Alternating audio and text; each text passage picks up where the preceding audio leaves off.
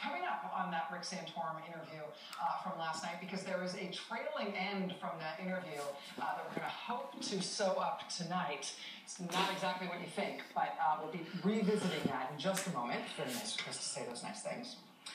First, though, I want to show you what the Donald Trump phenomenon looked like in the year 1992. Well, they've got a point.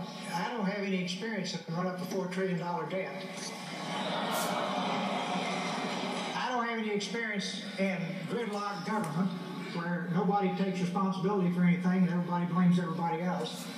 I don't have any experience in creating the worst public school system in the industrialized world, the most violent crime-ridden society in the industrialized world, but I do have a lot of experience in getting things done. In getting things done. Sound familiar? That was Ross Perot running for president in 1992, running as an outsider, a non-politician, a businessman who didn't care how you're supposed to play politics. He just knows how to get things done. Today, this year's businessman presidential candidate continued to dominate the political news. And this year's Ross Perot character, right? This year's outsider, businessman, I can get things done kind of guy, self-financing candidate, right? He doesn't play by the political rules.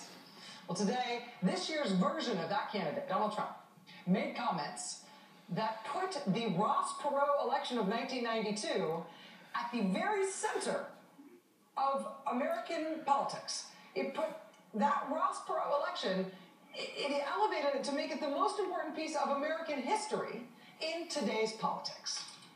Unfortunately for us, though, as a country, that Ross Perot election of 1992 is a history that almost everybody gets totally, basically wrong. Right now, Donald Trump is running for the Republican nomination for president, right? But starting a few days ago, starting this past weekend, he's been raising the prospect that he might not keep running for the Republican Party's nomination. He might run as an independent instead. When he's been asked about it, at least starting a few days ago, he is at least